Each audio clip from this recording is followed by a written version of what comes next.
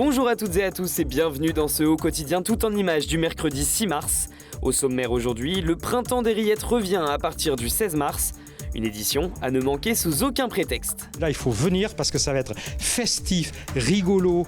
Il va y avoir la fête à tous les étages. Des mouvements sociaux d'actualité en Sarthe ce mercredi avec la grève chez AS Pool, mais aussi à la Poste, secteur Chasse Royale. Et puis découverte de la discipline de sidecar cross. Rencontre avec une pratiquante sartoise, Clémentine Tamry, à la fin de cette édition. Le printemps des rillettes revient à partir du 16 mars. La précédente édition avait attiré 70 000 visiteurs, un succès que les organisateurs comptent bien renouveler cette année. Et là, il faut venir parce que ça va être festif, rigolo. Il va y avoir la fête à tous les étages. Car le but, c'est avant tout de mettre en valeur la rillette sous toutes ses formes. La Sarthe, c'est la terre des rillettes. Conneré en est le berceau et Le Mans est la capitale mondiale des rillettes. Voilà, et cette thématique-là, on va essayer de la valoriser, de la développer pour que chacun, justement, utilise les rillettes de la Sarthe comme support ou comme prétexte à faire la fête. Au programme de cette fête, le traditionnel concours de recettes à Conneré le 16 mars, la fête du cochon à l'Arche de la Nature le lendemain. Mais cette année, pas de marmite géante ni de record du monde de sandwich aux rillettes sur la place des Jacobins. La nouveauté, c'est le trompe-goule, un plat sartois vieux de plus de 200 ans.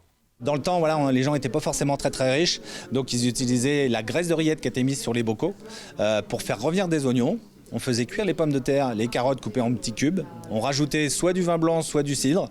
Et puis et après, à la fin, on rajoutait les morceaux de rillettes, ce qui faisait que ça apparentait à de la viande. Et bien évidemment, il aura le droit à sa Coupe du Monde le dimanche 24 mars. À 9h30, ça commence. À 11h30, ça se termine. Donc ils ont 2 heures pour cuisiner. Et du coup, après, on aura les résultats à midi en direct. Un direct à suivre sur LMTV Sarthe, votre chaîne locale et partenaire, et proposera tout au long de l'événement des émissions et des reportages. Oui, être sartois, c'est aussi être un peu chauvin en ce qui concerne les rillettes. On ouvre une page sociale avec plusieurs manifestations en Sarthe. Aspect, une quinzaine de salariés de l'entreprise AS Pool à Brie-Blou réclament toujours une augmentation de leur salaire. Ils étaient une trentaine au début de leur mouvement jeudi dernier contre une quinzaine ce mercredi.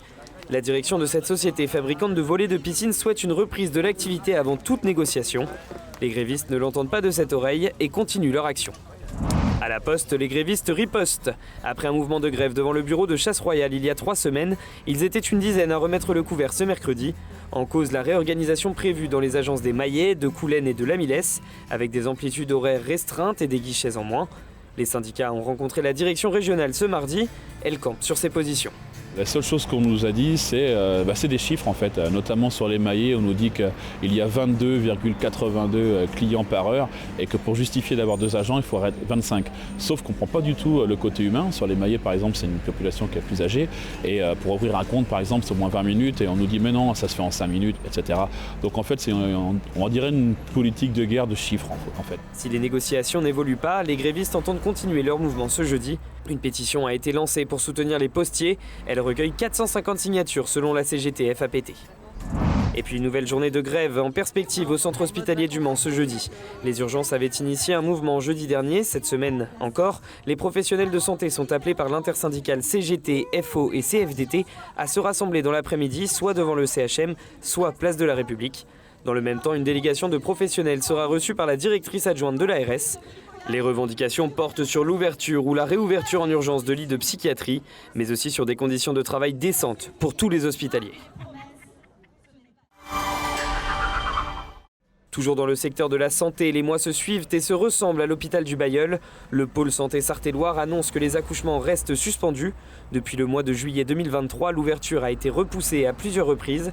La dernière en date était prévue lundi 11 mars. Ce mercredi 6 mars, l'hôpital annonce que le service ne rouvrira pas avant le 2 avril. Les suites de couches non plus ne sont pas assurées. Au Mans, la clinique du Pré change de main. Propriété du groupe Le Lièvre depuis 1993, elle vient d'être rachetée par un géant des cliniques privées, Vivalto Santé. Il en possède plus d'une 50aine en France. En 2016, le groupe Le Lièvre avait déjà cédé une partie de son capital, une décision qui avait beaucoup déçu les médecins à l'époque. Aujourd'hui, la clinique est reconnue pour son offre en orthopédie et son service SOS Main. Elle compte 360 salariés et 60 praticiens. L'établissement effectue 22 000 interventions par an. Elle est multiple vainqueur de Sidecar Cross, une motocross pourvue d'un compartiment passager latéral. Depuis près de 6 ans, Clémentine Tamry, originaire de Mézeray, est prise par cette passion qui vient de sa famille. Plus particulièrement mon grand-père à la base, qui en a fait plusieurs années avec mon oncle, puis mes 2 oncles ont poursuivi, et puis après toute ma famille, mes cousins, mon frère, voilà. Et donc ça a été naturellement que j'ai été la première fille de la famille à en faire, mais voilà, c'est venu d'une passion familiale. Les compétitions s'enchaînent, Clémentine remporte 2 titres interrégionaux et un top 10 au championnat de France 2023. Toujours avec son pilote qui vient des Hauts-de-France, Charlie Bonnet, un binôme formé d'un heureux hasard. Charlie m'a proposé de le dépanner sur une course, et puis en fait à partir de là on a enchaîné toutes les courses et on a fini le championnat ensemble. Donc on s'est rencontrés comme ça, on s'est rencontrés sur les circuits forcément, et puis après du coup on a vu que le binôme fonctionnait bien, donc il a évolué, j'ai évolué aussi forcément à ses côtés, et puis aujourd'hui du coup on s'est lancé sur une nouvelle saison complète cette fois-ci tous les deux. La Sarthe a déjà ouvert des championnats de sidecar cross. Un club existe d'ailleurs à Torcé-en-Vallée. Un club qui organise depuis des années le championnat de France sidecar cross tous les jeudis de l'Ascension au mois de mai. Donc oui, et puis on a fait aussi la Suze sur Sarthe l'année dernière. En attendant le mondial de cette année, Clémentine et Charlie participeront au championnat de France 2024 et les objectifs sont clairs lors des 2 compétitions. L'objectif c'est dans les 10 premiers un championnat de France et idéalement dans les 30 premiers gagner le maximum de points sur le championnat du monde. Le championnat national débutera en Gironde le week-end du 16 et 17 mars.